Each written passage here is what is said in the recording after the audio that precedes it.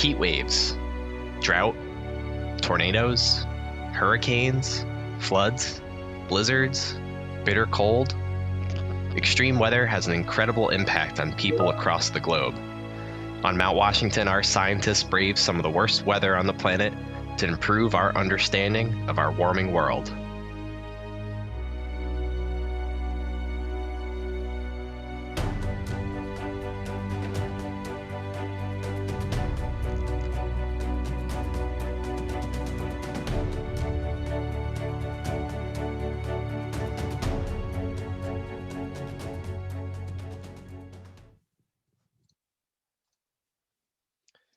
All right, good evening, everyone, and welcome to Mount Washington Observatory's Science in the Mountains lecture series with program support from MathWorks.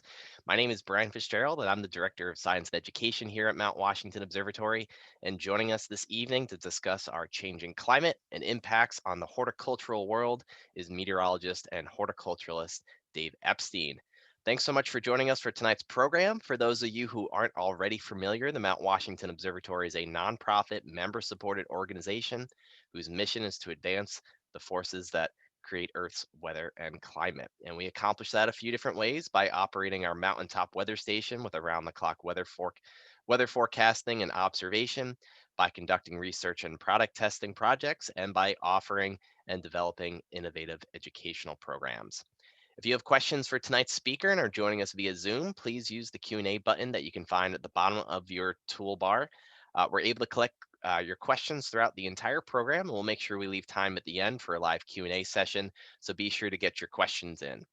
If you're joining us on the live stream on Facebook, welcome and thanks so much for being with us. While we won't be able to respond to your questions in the Facebook feed in real time, we'll make sure to follow up as quickly as we can following the program. If you'd like to connect for our following upcoming programs on Zoom, make sure you register over at mountwashington.org/SITM. Alrighty, well, thanks again, everyone, for joining tonight's program. Before we get underway, I'm going to go ahead and launch a poll for all of you who are joining on the program through Zoom this evening. So you should see a poll popping up in front of your screen here. Question first and foremost, love to know where you're joining us from this evening, whether it's a state within New England, outside of New England, or perhaps outside the country. Love to know where you're joining us from. Curious out there, who are you that are joining this evening, whether or not you're a current member of the observatory. Maybe you're not, or maybe you're curious about becoming one after the program by going over to mountwashington.org and clicking on the upper right-hand corner to become a member. And a couple trivia questions for this evening from our speaker tonight. Love to know, let's see, a little trivia. I don't know the answers to these actually before they came about. First off, wondering how late can you grow a cold weather crop like spinach in the state of Maine?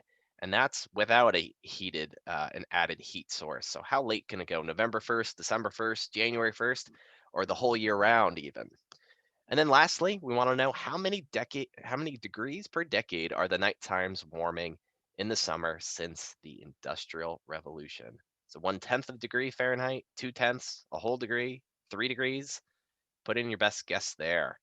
I see a number of you are responding right now. Thanks so much. We'll give it just maybe 5-10 more seconds here to get a few more responses in.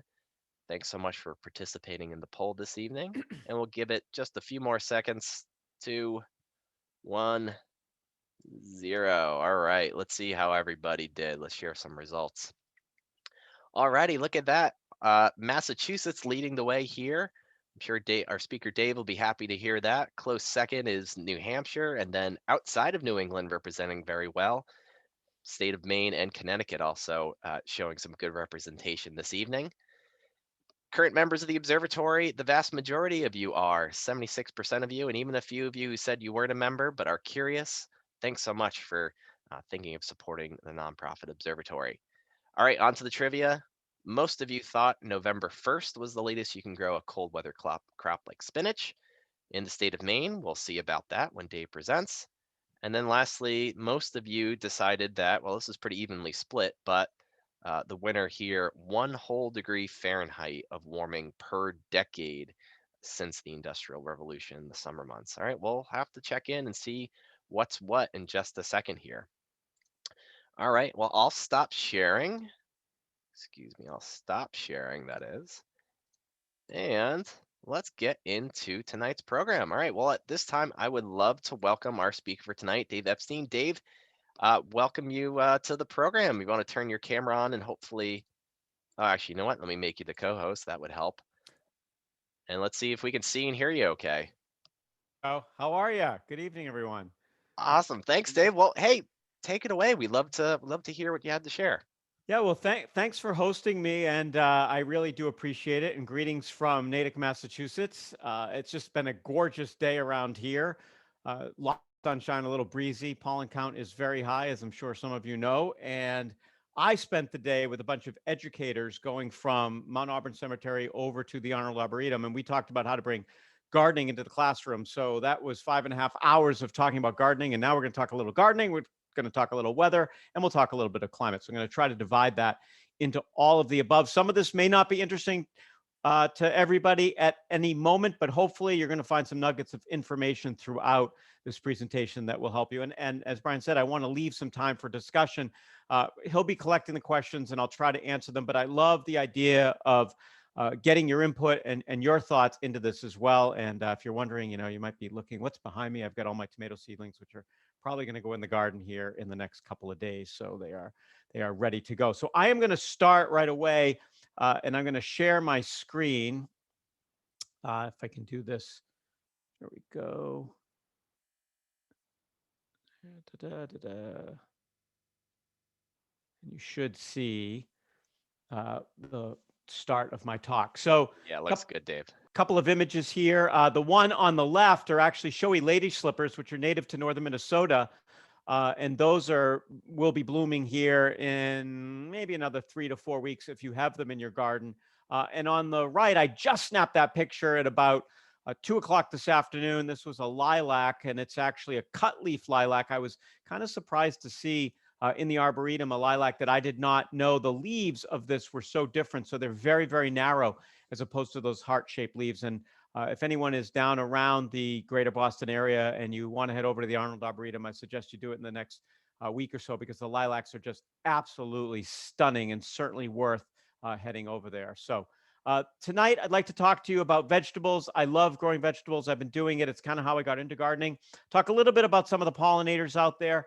Nothing too specific, but I'll kind of refer to them throughout the talk. I'll talk some design. I'm going to show you some pictures. It's running around the yard this evening or earlier and just taking some pictures. So you get a chance to see kind of where we are here, at least in Metro West, west of Boston right now. I'm going to talk climate change and I'll take your questions as well. And again, I want to kind of leave plenty of time for that. Anything is fair game. You can ask about some of the things that I talk about tonight, but you can also ask about, what's it like to be a TV meteorologist? What's it like to teach or anything else that you're kind of interested in. So here's my vegetable garden. I have basically 2 vegetable gardens that are fairly good size for sort of backyard gardens. Somebody who was a farmer would probably laugh at my gardens, but I took this afternoon at about 4:30, and some of this has wintered over. So one of the themes is this idea of climate and change and what you can grow now. And I'll get to the trivia question a little bit. But if you look on the kind of upper left, you're going to see the yellow flowers, and that's actually kale. It's red Russian kale. That's in flower because that was planted last fall, sometime around August. I covered this area, basically probably 3/4 of it. The edges were exposed. I covered this with plastic and some hoops, no heat, nothing else. And I started and have continued to grow since last year. So that kale there has been growing since last August. Once you get to February, it starts growing again, kind of kicks in with some new growth. And now by the time you get to May, it's starting to flower. It will put out its seed. And then if you look way in the back, you can almost see a little new kale. That's from the kale which grew in 2020, which seeded in and has started to grow again. I planted spinach this year, January 7th. So the spinach there is kind of dead center of the screen to the right of the red. That's red lettuce. So you might be thinking, well, what were you doing planting on January 7th? Well, I had this protected with plastic. I lifted the plastic up. We didn't have snow on the ground yet. I put the seeds down. I kind of shushled them around with my hands. and I covered it back up and left it. And what happens is the moisture in there kind of works with the seeds throughout the winter. And once the sun angle gets high enough, generally around the first week of February, it'll start to germinate those. So when I looked in there in the third week in February, that spinach had already germinated, and I've been harvesting now for over a month. So this is a cold weather crop. You're able to kind of grow it year round. The kale obviously has been growing year round, and then as we come closer to the right, you can see some peas growing, and then I've got some other stuff which hasn't really come up yet. And in the foreground, there's some sorrel. So I am full on. Here's some more of my cold weather crops. Smack dab in the middle, we've got some onions.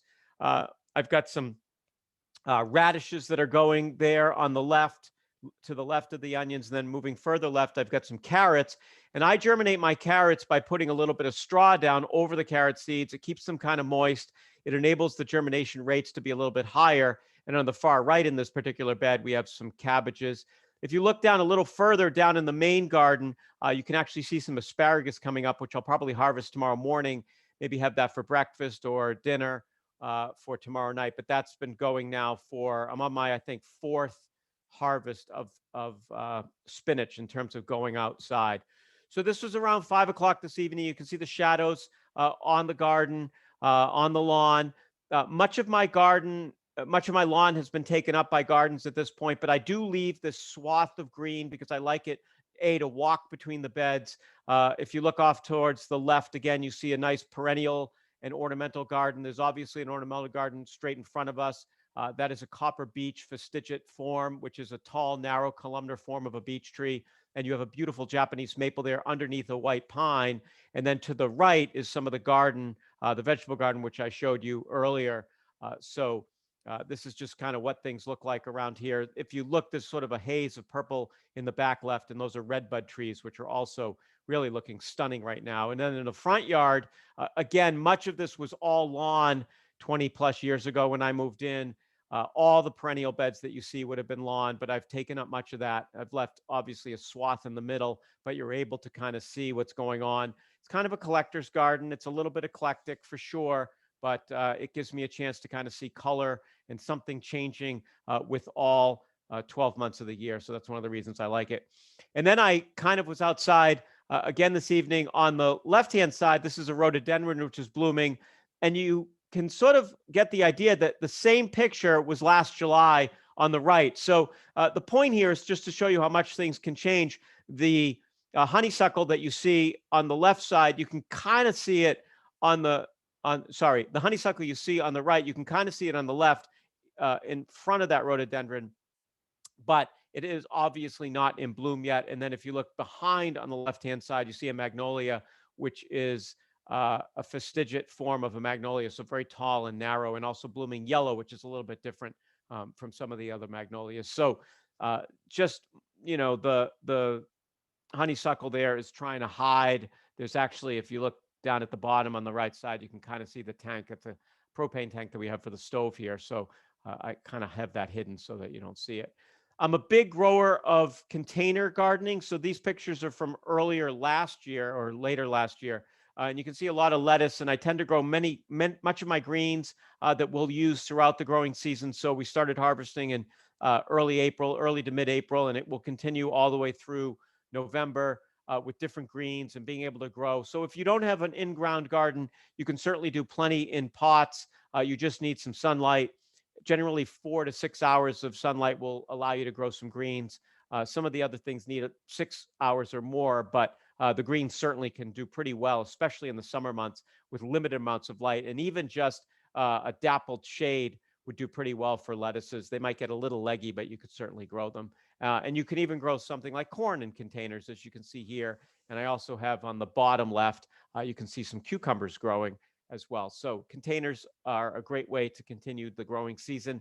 And they're really easy. If it's really cold, you can put them inside or cover them up much easier than you could with your regular garden. And I also grow tomatoes in containers. And one of the things that I like to do is when the tomatoes are small like this, I like to put a couple of lettuce plants around the base of the tomatoes.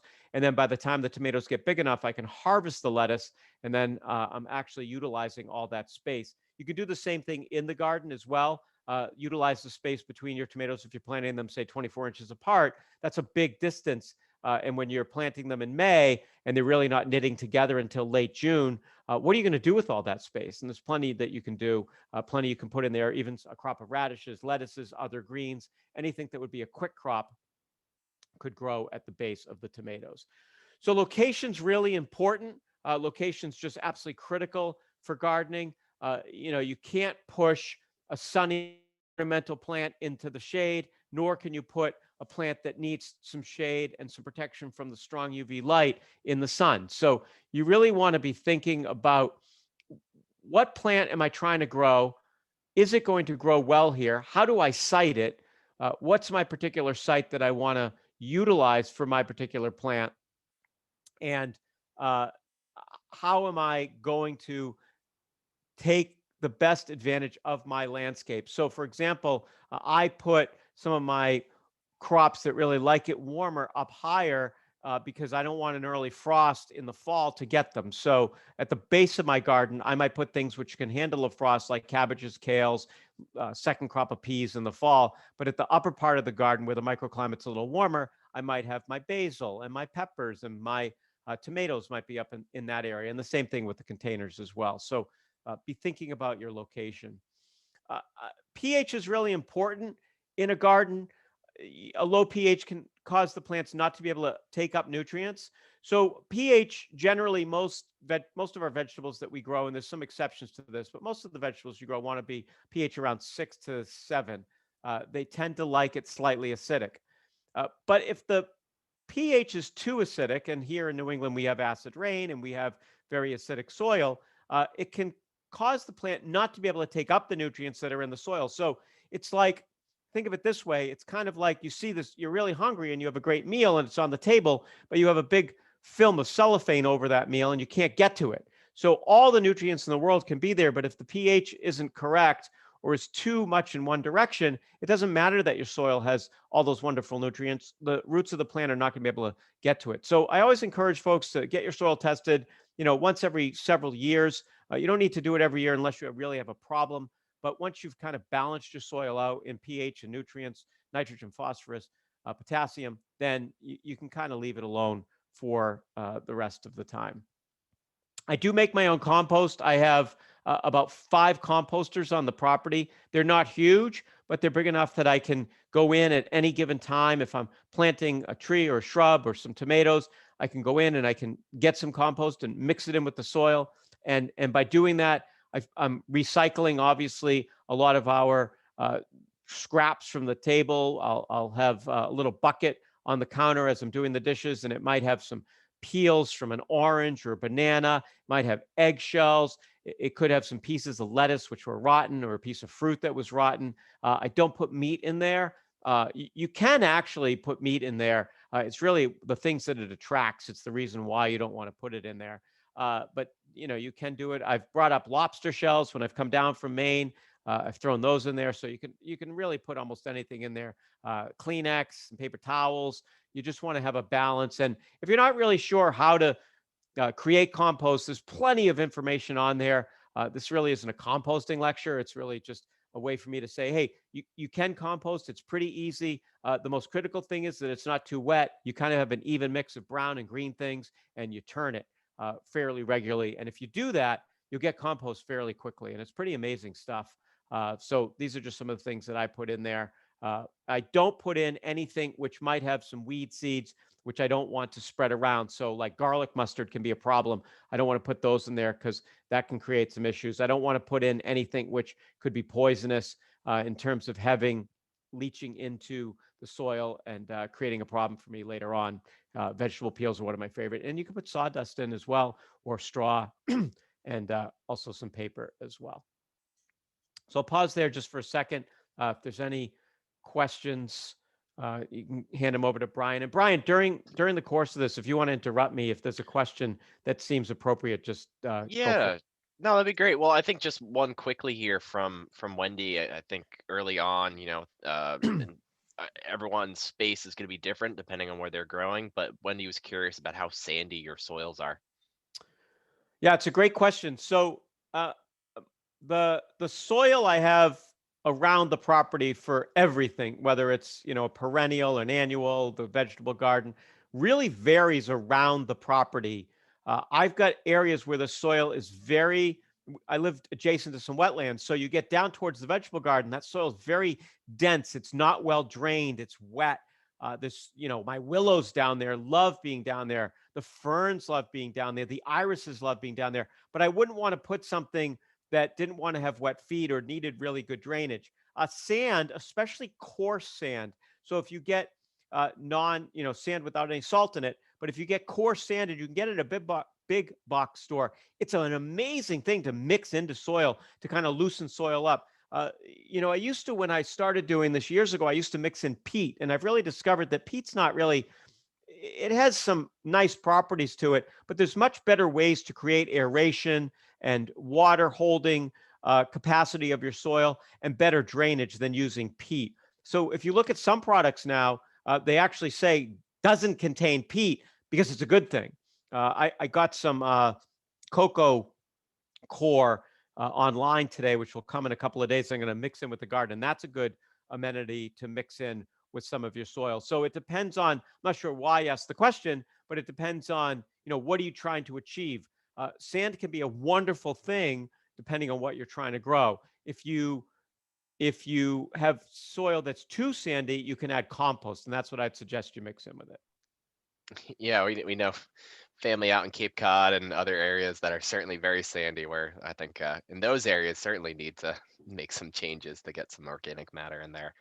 Real quick, another question was someone's curious, how many people are you feeding off of the food that you're growing at home? Some very happy neighbors, and three of us in the house. So Cool. it's basically there's a lot of extra, and the other thing I've started doing is I kind of leave, there's kind of enough that I can be organic. So I think one of the luxuries about having an organic garden, and I was not organic when I started this, I was actually pretty heavy using chemicals as a kid. I would use Sevin and I would use fungicides and all sorts of stuff. And, I've just learned over the years about how to do a garden organically. And part of that is to have plants that I'm willing to sacrifice to, okay, this is going to get a cutworm or this is going to get a borer, or maybe I'm planting a little bit later in the season than I used to. So I'll plant some zucchini or something maybe in early July because that plant will not be as susceptible to a squash borer as it would have been if I planted it in late May or early June that I used to always do. Uh, And so, sort of, well, this isn't quite relatedly, but it's interesting now seeing we've opened the floodgates with questions, which is great. Yeah, it's Um, great.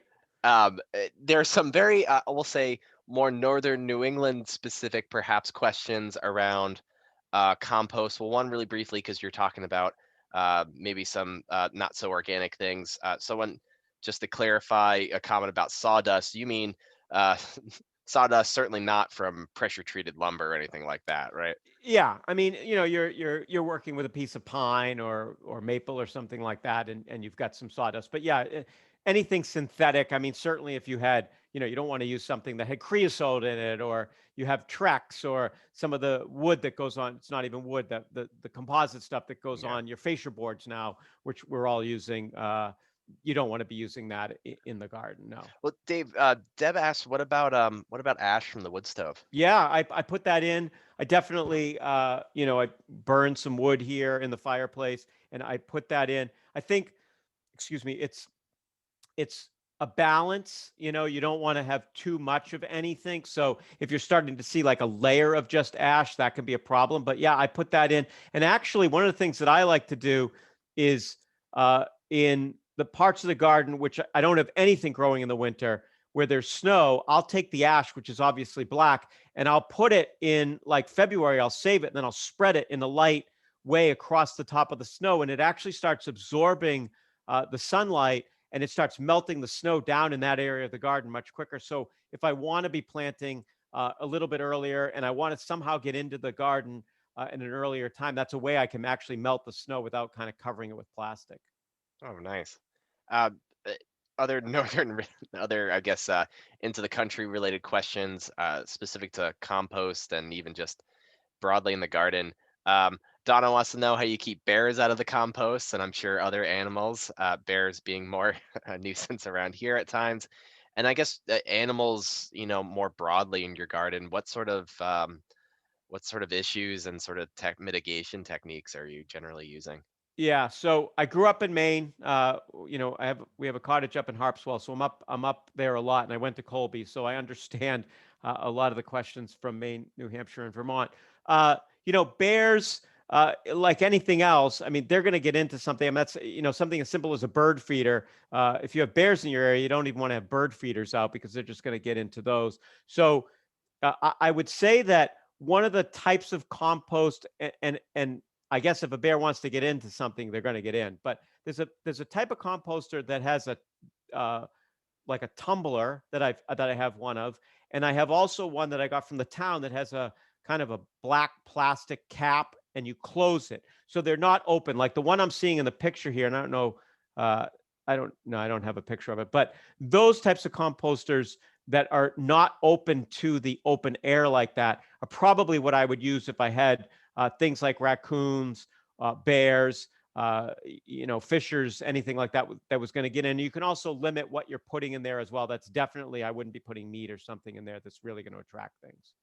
Nice. Okay. Yeah, that's I'm sure very helpful for a number of people like myself included who are definitely hesitant to attract the critters around here, especially the bigger critters that might haul away with some of your compost.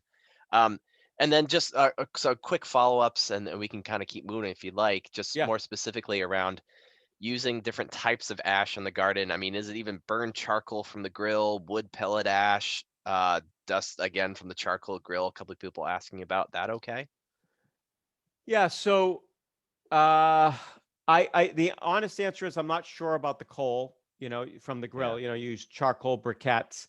My gut is no, uh, m- because yeah, my gut is no, because of those charcoal briquettes probably have some sort of chemical in them, but you could probably Google, can I use those in my garden? Charcoal briquettes, can I use them in my garden? Uh, the wood pellets, I don't know what a lot of wood, if it's sort of just a pressed, and again, I don't know what it is. How is that pellet put together? So what's holding that thing together? What is it? And if it's anything that's synthetic or a glue, Yeah. I would kind of steer away from it. That makes sense. All right, and then I lied. Two more quick questions about Sure. compost. You mentioned citrus, I believe, some peels, but generally citrus okay for the compost? Yeah, yeah. I put tons of. I love citrus, orange peels, grapefruit peels. All my peels go into the compost pile. And again, you can find the things that will lock. So those of you that might want to do this, you can definitely find some mechanisms where you're going to be able to keep the critters out. Yeah. And then Joanne asks, and I think I even might have an answer for this, but she's wondering issues with composting at higher elevations, and you can guess where some of the folks are writing in from around here. Having worked in the Appalachian Mountain Club huts, I know quite a few of their upper elevation huts do have compost, not the very highest ones, but like 2,000, 3,000 feet. I mean, there any special considerations for those colder, wetter climates for in compost? Yeah, I would say that you can do it. You definitely can do it because you can keep compost going in some cases all throughout the winter if it's really if it's still active enough, especially bigger compost piles. But for homeowners, I would say that once the temperature warms up and you get above freezing, the key is going to be to turn that compost and to get the bacteria and all the little critters in there to really start doing their thing. One other little tip is if you do have a composter like a tumbler that's off the ground, take some ground soil and mix it in because you're going to be moving in some of those wonderful nematodes and bacteria and all that into your compost to start it up. So when I start new compost piles, brand new ones, I'll often take old compost and mix it in to start the thing so that it kind of speeds the process up a little bit. Too wet or too dry is the key. If it's soaking wet and you could squeeze water, you got to back off on the water and let it dry out. And if it's super dry and you're kind of turning things and everything's dried out, it's not going to be moist enough for everything to kind of kick in. That makes sense. Yeah, I'm sure there's a good amount of trial and error along that process, but keep Yeah. keep that fire burning, I guess, It's as it like were. it's like telling somebody when is bread ready when you're kneading it, right? It's like you almost got to just feel it. All right, get dirty. Well, we definitely have more questions, but I think if you want to keep moving Yeah, along, let there'll me be keep moving, lots and more, I'm we'll sure. come back, and I'll make sure I leave plenty of time to follow up with some questions. Great. So we talked a little bit. Obviously start working as soon as you can. I'm a big label guy, so I love to label my garden. Some of the warm weather crops, as I said, I'll be putting tomatoes in pretty quickly.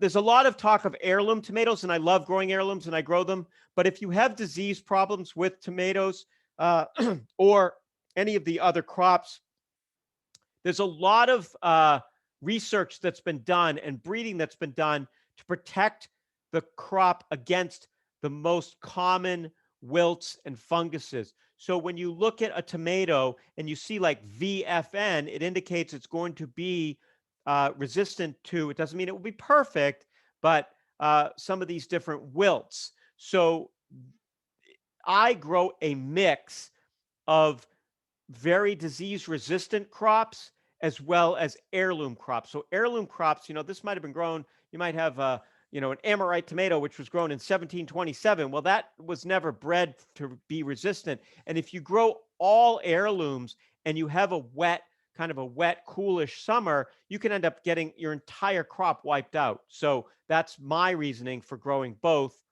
Some other tips: I always seed these things directly: peas, carrots, lettuces, or mesclun mixes, I should say, radishes, beans, garlics. You just use the different, take a whole bulb and just plant one clove, and then corn.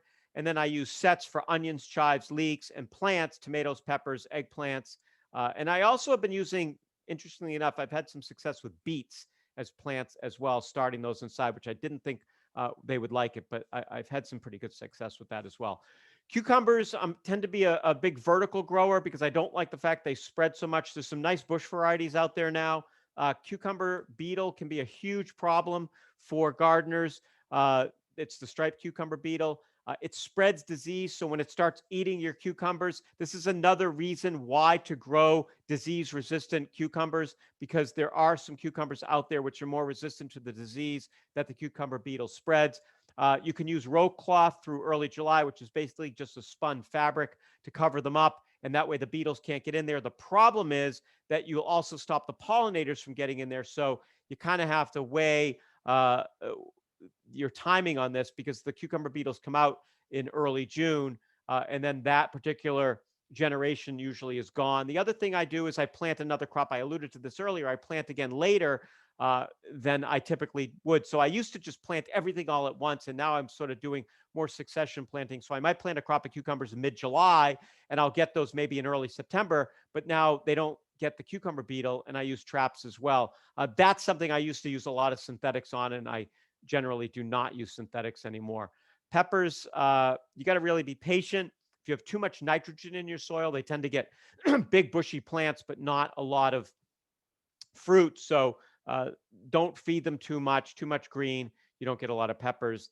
And zucchini, tons of new varieties out there. I grow some climbing zucchini, grow some bush zucchini, I grow some running zucchini. This is the big problem with zucchini, are the squash borers. They get in there.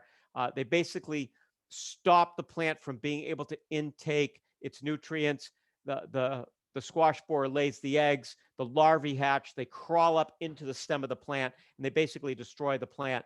You can, if you catch it early, you can take actually a little needle, if you can see where it went in, and you can poke it with a needle, and you can kill the borer in there. There's usually only one or two in the plant as well. I've also had some luck, some success with wrapping the stems actually with cellophane or tinfoil, as well as row cover, to stop the beetle from laying the eggs. And then if you can stop the eggs from being laid in the stem, obviously you're going to have better success. And row cover is a good way to do that. Protects against insects. I tell people, if you live in an area where a lot of you are gardeners, you can buy a roll of this and kind of share it. So it's pretty pricey, but if you have like 10 friends who are all gardeners, you buy one roll and you can share it. Some of the organic controls I use is diatomaceous earth, serenades, some soaps, nematodes, neem oil is good. These, even though they are organic, it doesn't mean it's not harmful. So some of these things can be harmful to our friends. Like, for example, I'll just give you one example. Serenade is a great uh, sorry, let me, yeah. So Serenade is good for funguses, but something like a neem oil could also harm some of the beneficial insects. So you want to be careful about that. Spinosad is another great one, but that is really great for cabbage borers, but it will do a number on something like monarch butterflies. So neem is nice. There's a couple of new products out there. There's Azisol, which is a nice neem product, which is a little bit more powerful than the K neem. You can apply it all season long and read the labels. And then just using sort of what we call an IPM, an integrated pest management strategy, where you're inspecting, you're seeing what you have, you're treating, you're monitoring, and you're kind of doing this all the time. So this enables you to use products much more sparingly rather than just go out and spray because you think that you have something. It's really what do you have and what can you do to mitigate the bug problems that you have. So if you have ground that's bare, it's not producing, I like to use composted manure in my garden, whether it's aged horse manure or cow manure. It's fantastic. It also lets you kind of recharge the soil. And in terms of harvesting, best time of the day is very early in the morning, just around sunrise. Everything, the sugars are highest, things are sweeter. Use a sharp knife. Don't wait. Take things young. It's also the best time to be watering is early in the morning. And if you can avoid overhead watering, your plants will be a lot happier. So if you have drip irrigation, or if I know it can be a pain, but if you can, even with the hose, kind of get at the base of the plant and try not to get the leaves wet, especially tomato leaves, do not like to be wet if at all possible. So in the fall, just a couple of things that I do is I prepare my garden. You can see these hoops here. I cover that part of the garden with plastic, and that's how I can grow year round. So the trivia question about how long can you grow, how often can you grow things? I grow spinach, for example, all year round. Now it's not growing per se, but it's not dead in January. It sort of just lingers there and it'll start back up again in late February. And you can see here, you can actually see the snow on the ground. I lifted this up and you can see some of these nice greens growing underneath there. And even in northern New England, the sun angle is super low and the days are really short. You've got these, way under 9-hour days in December and January. But once you get to that 10-hour mark, second week in February, even in northern New England, the sun's going to get strong enough that it's going to heat up those tunnels and everything's going to start growing again. Even though you might have 2 feet of snow on the ground, you'd be shocked at how much UV light is going to get through the snow and into those tunnels and warm them up. It's pretty amazing. It doesn't matter if you're in, Berlin, Mass, or Berlin in Coos County in the northern New Hampshire.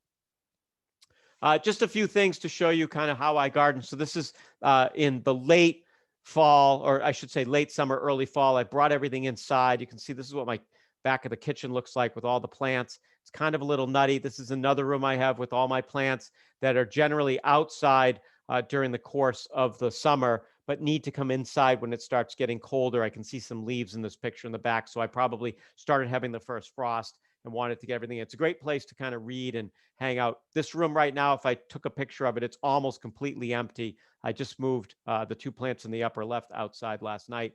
And then just a few things for color in the fall. I like using hydrangeas in the fall. I love using hardy chrysanthemums. This is October. And again, obviously I'm in southern New England, but some of these things would work in northern New England as well. And November, Cimicifuga, probably a zone 5 plant. So those of you that are north of, say, Portland and kind of southernmost New Hampshire and Vermont probably would have some trouble with that. But you can also do you can also grow some things inside, like you can grow Christmas cactuses, which aren't technically a cactus. And then just look for things that are going to provide some interest in the winter. Obviously, northern New England has a ton of snow on the ground in many winters. This winter, not so much, all winter long. But I add things like sculptures or something like that. Just in the interest of timing, knowing that we've got some more questions, some of these are just some other plants, and this will be online for you guys to take a look at. But Mahoney is a great plant. It will not flower in the coldest weather, but it's a nice green plant. And then bark is a great thing, like some of the wonderful dogwood barks that have this great red or yellow. Midwinter Fire is a great one. Check the zones on this. Here's Bud's Yellow, which I just love in a big mass. Stewartias are a great tree. This flowers right around the 21st of June every year, but the bark is fantastic. Paperbark maples are great for winter interest, and Hamamelis will bloom generally in March in northern New England and February in southern New England. And you can see why I love that so much. And then planting bulbs is also another thing that I absolutely love to do. Crocuses in the lawn, hellebores are great. And if you're moving plants outside this week, if you've got house plants that you're putting in, put them in the shade for a few days, let them acclimate to the very strong UV light. I have a couple of plants, like I said, I put outside yesterday. They're covered with some of that row cover for the next week or so until they get enough light. Otherwise, they're going to burn. This is a Hamamelis, another just version of it that I just love. You can see why I love it so much. I mean, this is probably, judging by the picture, it's probably early March, and that's in full bloom, which is awesome. A little bit about climate. It's always been something that growers have sort of looked at. You can see this from 1899, growers talking about the fact that dates were changing, the growing season was changing. How long was it? Obviously, as the climate continues to change, it affects things like when things flower, when did they come out? Are the pollinators out at the same time? Do we have diseases that weren't out? Are they out now? And change is definitely here. The zone, if you look at the map, 1990, the coldest zone in northern Maine, northern Vermont, and northern New Hampshire, it's gone. We don't have that zone anymore. So the zone 3 has virtually vanished from New Hampshire, New York, Vermont, and his tiny portion of Maine. That's pretty incredible. And we have zone 7 down in Boston now. And actually, in terms of climate classification, the Cape now is classified as subtropical. So it's a little bit odd to think of it that way, but it is subtropical. And southern New England is now hot summers, continental winters, but we used to be warm summers. So things are rapidly changing. You can see here another look at this, what we think it's going to look like as we get through the next 20 years. Just continuation of many of the zones, the colder zones, just vanishing from the continental US. So as those of you looking at this with plant envy saying, hey, we can't grow that, hang on 20 more years. For better or worse, you're going to be able to grow things you never could have in northern sections of New England. And with the long daylight, it'll be interesting to see what happens. And the trend here, we just got a new set of data. Our new climate data came out last week. And you can see, since we're now on the 1991 to 2020, that 30-year block is what we're using as our normal. So you can see how different that block is in comparison to the start of the 20th century, 1901 to 1930. We have definitely warmed up. We are warming here. This is average temperature, January through December. We're warming at 0.3 of a degree per decade. You can clearly see the trend. Precipitation, a little bit more moisture, actually. It comes a little differently. We get longer periods without rain, and when it rains harder, but the total seems to be about the same, if not a little more. So the heavier rain, actually, some of the models are forecasting New England to have more heavy precipitation events than anywhere else in the country. The summer heat, the night times are pretty incredible. You can see here we're warming up at 0.2 of a degree. There's the answer to that trivia question per decade at night. So this is just July through September. So imagine that, you go back to when I was a kid in the 1960s, 70s, and 80s, we had nights that were comfortable. And people that say that you don't need air conditioning in Maine, New Hampshire, Vermont anymore, if you're at the higher elevations, that still holds. But southern Maine, forget it. Southern New Hampshire, forget it. It is hot. There are nights in the 60s to near 70, multiple nights. This is no longer the climate of the 1970s and 80s at all. It's more humid. It's warmer. It's different. There's more 90-degree days. There's more 80-degree days. It is a very different climate than it was. You've got places like Sanford, Maine, Concord, New Hampshire, down through portions of the Brattleboro area where it's not as high. Those places are very hot all summer long. And the flip side of it, and there is some benefit. We have more days which are frost-free now. They started noticing this change even in the early 1900s, and it's only continued.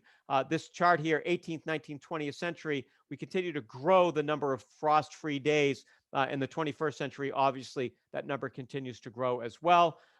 Lakes are freezing later and opening up much earlier. The trend, this is actually from the Midwest, but the trend is completely clear. We have less Arctic ice. There's zero data issues with this. This is not opinion. This is just the way it is.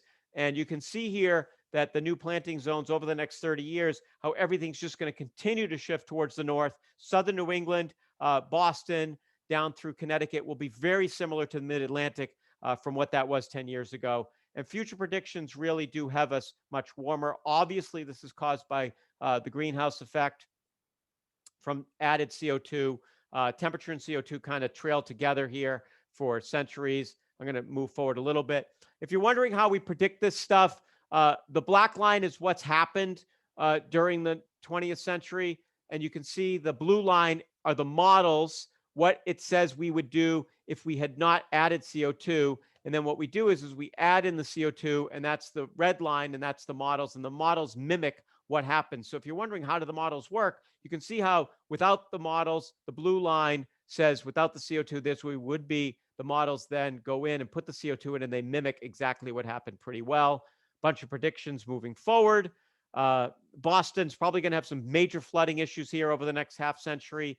Parts of Back Bay, certainly parts of the new Seaport District, where they've done a lot of development, are going to have some problems. And actually parts of Cambridge are going to have problems as well.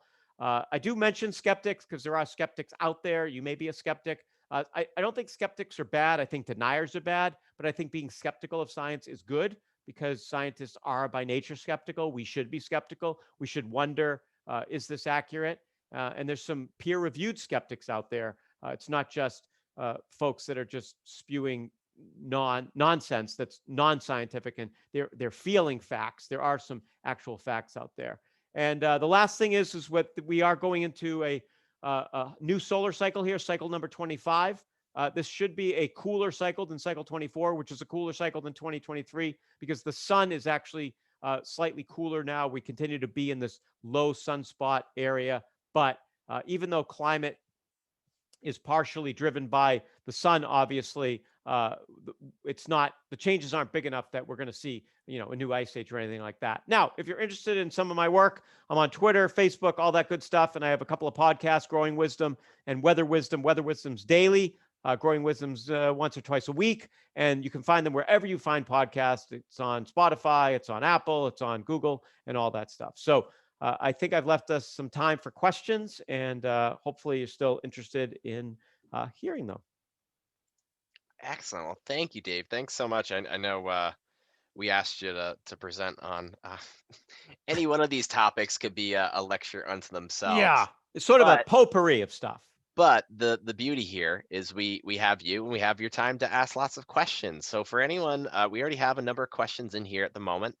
As Dave mentioned, he's got a wide variety of interests, background, professional experience galore. So use the Q&A button if you want to add your questions in there. I know we still have some before questions. We still have, and we have some questions that have added since. But let's step backwards just a little bit. I know earlier on you had talked a little bit about getting your soils tested. Particularly when you started growing those sorts of things. Barbara was curious about, uh, are you? I guess what is she asking here? She's asking, so when you're getting your soils tested, is it more important, especially if your soils are particularly acid, or is it just sort of outside of that um, ideal zone, either Yeah, acid or basic? yeah, and when you get your soil tested, they're going to tell you all sorts of stuff. So if you send it away, I think the UMaine and New Hampshire, all the extension services generally will take your soil. You have to dry it out. There's directions on there. You send it away. Now's probably a horrible time. It will take them a while to do it because everybody wants it done. But they'll give you, is your soil have too much nitrogen? Does it have too much of, phosphorus? Is the pH too high, too low? So it's not just pH. And then you're going to be able to sort of have a menu of, and they will tell you, you need to add this amount of nitrogen per square foot in order to bring your soil up to where you want it. Okay, yeah, that makes sense, and I know from friends and other experience that there's a wealth of information that definitely comes with getting it tested, and definitely the extension services are a great resource to be used. Um, Stephen had asked a little while back because you had shown a couple different images of some of the containers that you're using. You're just generally your container garden inside or outside, moving it back and forth. So most of the container growing takes place during the course of the summer months. I do have, some stuff back there, and I had some lettuces growing all during the winter when I can't really grow outside. So I'll start, if I want some fresh lettuce, I might start some seeds in January and I'll grow them under lights. And it's amazing what you can get out of a couple of trays. And for me, it's the idea that I am putting something into my salad or into some scrambled eggs that I grew in the house, or grew myself. It doesn't have to necessarily be in the house. Now, I had some problems with fungus gnats this winter, so I had to put some traps out, some yellow sticky traps. I put those, actually, you can see right here, you can see these. So I put these around. There's the little sticky, there's all the fungus gnats. So, you might have problems with bugs if you're growing inside, but generally I love to do it. And then outside, uh, the biggest hardest thing with containers is keeping them watered once we really start warming up here. So my lettuces and all that, I tend to grow underneath some shady covering, and then the tomatoes and everything stay in. A lot of them are in the driveway, and I just have to soak them to death. Yeah, I'm sure they get scorched. Eh, I know you'd mentioned this a little bit earlier, I think generally about some plants that you're transitioning outside and trying to harden off. Ross is curious specifically about your tomato seedlings. So prior to transplanting, when do you think they're tough enough and how are you hardening them off? Yeah, so I generally wait until they are, they're about 6 to 8 inches tall, maybe a little more than that. And then I'll move them outside into a cold frame for half a week or something like that. And then, put them in the ground. So I have, I have put them, it also depends on what the weather's like. If I'm going to have 2 cloudy, mild days, I'll put them directly in the ground and I won't harden them off. So I won't bother. I think the hardest part of putting them in is if you have dry, windy, sunny weather where, kind of like what we have, where the temperature in the day is like 60 and then at night it's 40 or something. I don't that's a little too chilly to just throw them into the ground. Yeah. I mean, this is actually kind of a more basic question that I have here. So I know we have folks joining from all over, but general rules of thumb and sort of the resource uh, for people who are in different zones, when is it safe post frost to start putting stuff out? I mean, I've heard Mother's Day or Memorial Day, or I guess it really depends on where you lived. I've been up and down New England, Yeah. so it really depends, right? It does depend on where you are. I think I did my podcast. I talked about this a couple of podcasts ago. The idea of rushing these things into the ground is you don't need to do it. Uh, they've done studies, and you can do your own. Put a plant out. Take 2 plants. Put one out tomorrow on May 12th, and put one out on May 30th, and watch what they look like on July 1st. You won't be able to tell the difference, barely. And the one you put out on May 30th may actually be better than the one you put out on May 12th, because if we have some cool weather in there, that May 12th one could get some disease. It could, get a little more shock. Whereas the May 30th one, the ground's fairly warm and, off it goes. So you're not going to get tomatoes 3 weeks early by putting your tomato plant out 3 weeks early. It's just No, but not you going run, to, but you run the risk though of potentially damage or frost damage, or yeah, it it's may not it's be worth it. it's probably not frost damage as much as it's just the tomato doesn't want to be under 45 degrees. And you have a bunch of nights at 45 degrees, it makes it susceptible to disease. It's kind of lingering a little bit. Now, if you got to get them in the ground because you started them like I did and they're just, kind of big, you can create like a little tent for them at night. If they're small enough, you could just take like a plastic jug of milk, a gallon jug, if they're small, and invert it and cover them. Just Oh, don't forget to take it off during the day because you'll cook them because it will get so hot in there with the sun. But you can do it, and it works really well. Something like that, just covering them at night to let some of that heat from the ground come up into the container would work wonders. yeah, so obviously you gotta stay right on the forecast and see what's going on in your Yeah. your area to be able to take care of those things. Um, A lot of really interesting questions, and one that I know you talked briefly about precipitation and precipitation trends moving into the future. New England looking to be, that more intense rainfall, but also the drought at the same time. That weird sort of counterintuitive stuff.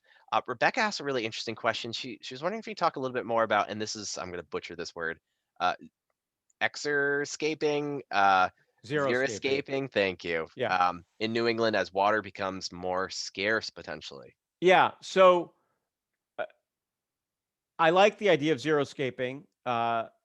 There's also this way to garden, like for vegetables, called huga. I probably just botched that, but it's basically you build like a almost like a upside down V, and you put logs, big logs underneath. You start with logs and you build it up this way, and then as you get, so that's the structure, and then you put the soil around that, and the logs, as they break down, they're releasing water and nutrients. You don't want to use things like you wouldn't want to use anything that's going to break down, that's going to take a really long time to break down, or b, release bad stuff into that ecosystem. But I have one of these going now. I just did it for the first time this year, so jury's still out.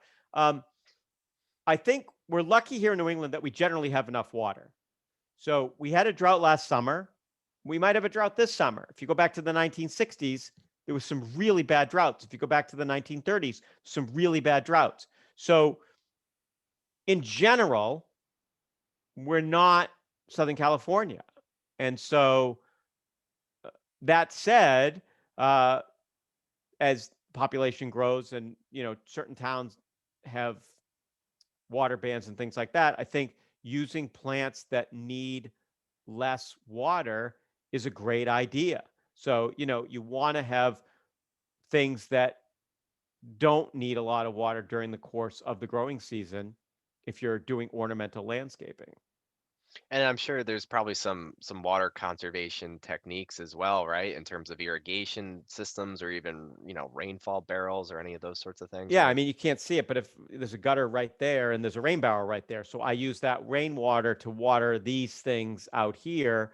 Uh, and there's 50 gallons right there that I sort of have at my disposal and can play with a little bit. Um, there's also changing, and this is a longer discussion, but it's changing what people see as a beautiful landscape, right? So if my lawn has 50 dandelions in it and some weeds, but it's green and I'm okay with it, is that a bad lawn, or is that just a lawn that's sort of a little more natural? And do I, is that better because now I don't, now it's not taking as much water? There's grasses that you can use in a lawn that take less water than other grasses that aren't as demanding.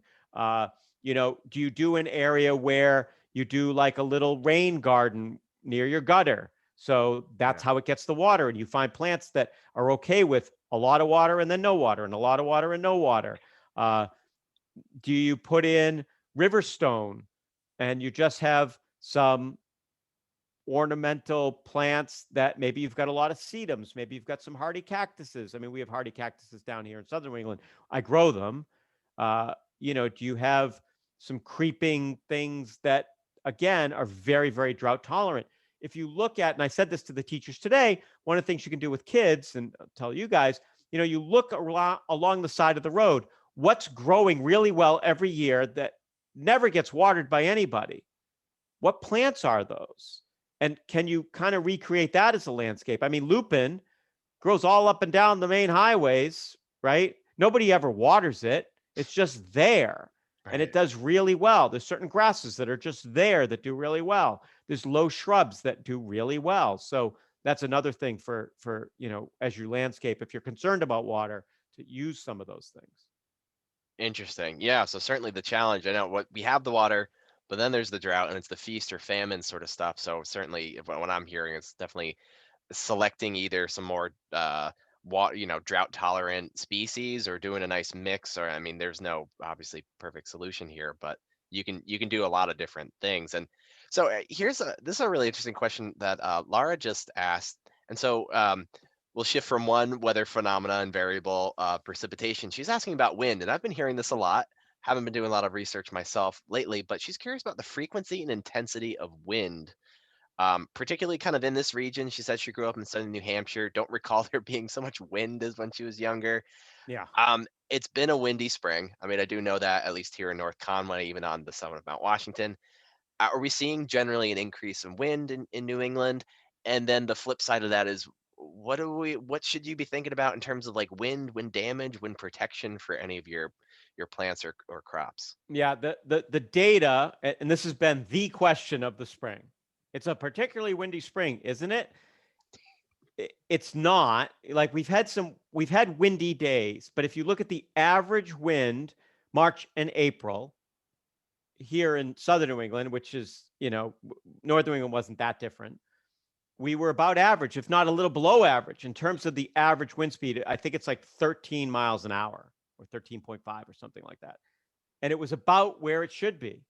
So I think we've just had, it feels like we've had a lot of windy days, Yeah. but there must also be a lot of relatively calm days for that average to be average.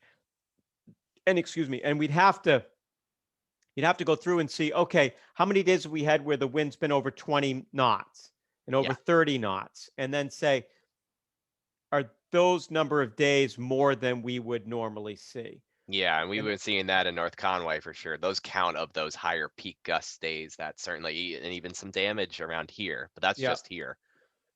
but I don't.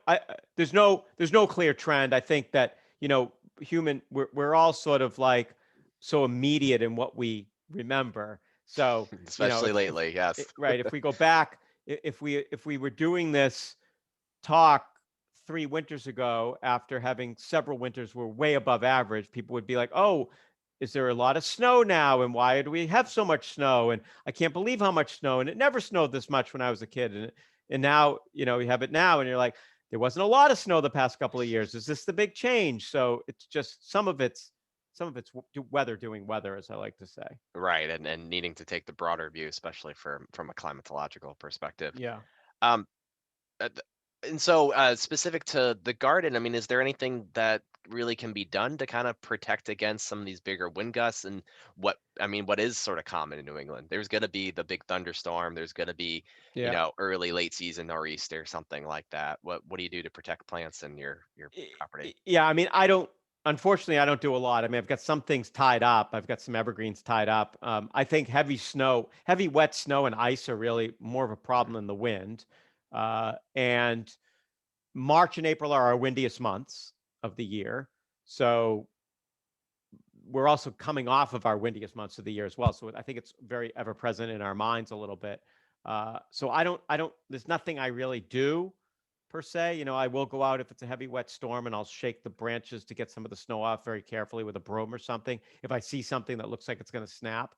But, we are sort of at the mercy of Mother Nature in a way when it comes to the wind. Oh, for sure. A couple questions related to growing zones and elevation. A couple different folks are curious because obviously the topography in New England is variable, and those maps, the zone maps, are only so detailed. So if some folks like say there's one person, Barbara, saying she lives well above elevation sort of nearby her in the Connecticut River Valley near the Vermont border. We have another person who's up this way who's more in the mountains than down in the valleys. How do you kind of interpret the zones and perhaps, a guide toward what you might generally plant there? I mean, I'm just assume the colder zone above you. Yeah. Yeah. I mean, I think it's knowing your own microclimate a little bit as well, right? It's like, I know that down the road here in Dover, they're going to have a frost when I don't. It's colder down there. They're a little lower. So I'm zone 6B, technically, like right on the line between 6B and 6A. Uh, but that doesn't mean that I can't grow zone 7 plants. I've got some zone 7 stuff behind the house, against the house, full zone 7s that are fine. It doesn't mean that I can't lose a zone 5 plant that's out in an open area where it's really windy and maybe it gets desiccated and a little colder. So I think for those people at higher elevations, you have to assume that, I think you look at like the immediate larger communities near you when you look at a zone. And then if you're higher up, you kind of knock it back a little bit. If the average temperature in zone 6 is 0 to 10 below, and you're at constantly minus 12, well, you're zone 5A or 5B, I should say. Yeah. So I think you got to know your area a little bit. For me to sort of talk about a particular town at a particular elevation, Oh yeah, sure. I'd Well, be that's guessing. interesting though, because not only is it the microclimate of just say maybe your specific part of town, but it's also your property too that you're Yeah, for closely sure. examining and getting to know where Yeah. you're planting. Interesting. Um, a couple, let's see, a couple more questions about things that can get composted, including Kevin was curious. So if you are losing some of your plants, your fruits, vegetables to a blight, some sort of rot, can you put those things in your compost? Yeah, it's a great question. I think it depends on what I've lost. Like if it's a rot, like just okay, the tomato was on the vine too long, but if I had like late blight, I would not compost that. I would destroy it. I would bag it up and haul it off somewhere. So Okay. if you know the disease and it's a bad pathogen, then do not compost it. Right, because that could 'Cause just end up back in your garden again. Right, because and you'd have to get you'd have to get it heated up so much. And the question is would you ever get your compost hot enough to kill the pathogen? Yeah, You can do it, but it's risky. yeah. Okay. Well, that's interesting. That makes sense. Um, so Shauna asks, just generally tips for growing herbs indoors. What would you tell someone who's curious about doing that? Light's really important. I might get like a little grow light system. Like that's a pretty big one right there, but there's a smaller one right there. So that's a jumpstart growing system, and that only takes up like this much. And you could grow herbs all year round under something like that. So I'd find an area where I had, or get a nice LED bulb and just get a little lamp. Like you can see, I don't know if you can see them back there, but I can't even use my fingers the right way. But right there is a LED bulb hanging, and those are great. Yeah. Okay. So I mean, fairly lower light requirements for herbs in particular. Yeah, but you could grow a small tomato plant with an LED bulb inside. Huh. If you started from seed, yeah, you could definitely do it and get it to fruit. You have to pollinate it, but you could do it. Oh, cool. Well, all right, Dave. Are you okay with maybe just a couple more Yeah, questions? let's I know take. we're going a little bit over. Yeah, that's Yeah, fine. appreciate that. And certainly for any other questions, folks, if we can't get it tonight, certainly you can email me directly at education@mountwashington.org. And we'll also, Dave, if you're able to share your slides, we'd certainly love to be able to share some of the slides you weren't able to cover tonight. Just briefly, I know this could be a really big topic, but Barbara's curious about making decisions about bringing in non-native species into the garden. I mean, what's your thinking around that sort of stuff? So I have plenty of ornamental things from Asia. I think, and I tweeted about this a couple of days ago. There's a plant called Lamiastrum, and it's really great in dry shade, and it's non-native. And someone sort of called me out, and they're like, "Well, there's other native things," and yep, that's true. I think when it comes to native versus non-native, I like to have a mix. I try to be careful about not putting non-natives in that are going to turn invasive. Hmm. If things are non-native, that it's on lists and it says try not to bring this into your garden or it's not a good pollinator.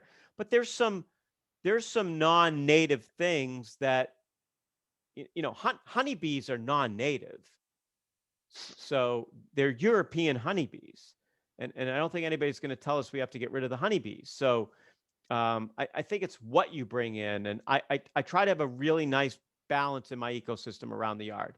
So I have things for pollinators, I have things for birds, and some of those things are non-native. Yeah, But I'm but also ripping out invasives all the time. So I feel a little bit justified because I'm also taking out buckthorn and I'm taking out bittersweet and I'm taking out, you know, uh, other plants. I can't think quickly off the top of my head, but I'm taking out other things which are clearly non-native and clearly invasive. So if I put in a beautiful ginkgo tree, I'm okay with that. yeah, Yeah, your miniature arboretum that you have there, just like other, ginkgos you might find in a nice Yeah. arboretum that's doing all right. All right, last question here. Barbara's curious, very specifically curious about blood meal, keeping deer or woodchucks out. You have any experience using blood meal? Uh, I don't. I don't. Unfortunately, I have a rat terrier which is taking care of a couple of the woodchucks, and Yeah, so no need. It sounds like you have a different method there. Well, that's a good one, Barbara, to look up. Certainly you can find out, but I'm sure there are at least a number of different ways you can potentially deal with that. All right, well, with that said, Dave, thank you so much for joining tonight and for yeah, sharing thank you. Thanks your everybody for sticking it out. I can see we still have 88 people on. Oh So yeah, no, and I'm sure a lot of green thumbs out there who really appreciate you sharing your knowledge and connecting it certainly to the weather and climate of New England here. So, all right, so for everyone who joined, thank you so much for joining the free program tonight. If you enjoyed it, certainly we'd encourage you to donate to support programs like these over at mountwashington.org. We will be sending out a survey as well in our following this program, as well as in a thank you email following up tomorrow. We'd love to hear your feedback and ideas for future programs. Don't forget to join us for our next program next month, June 15th at 7 p.m. MWO Weather Observer Jay Broccolo and Blue Hill Observatory Chief Scientist Mike Iacano will be talking about views from the top with a look at the long-term visibility trends in New England. So don't forget to register over there. You can watch previous programs, including this one, over at mountwashington.org/SITM. Thank you again, Dave. Thanks everybody for joining. Have a great night. bye guys. Have a good spring. Yeah, take care. Bye bye, everybody.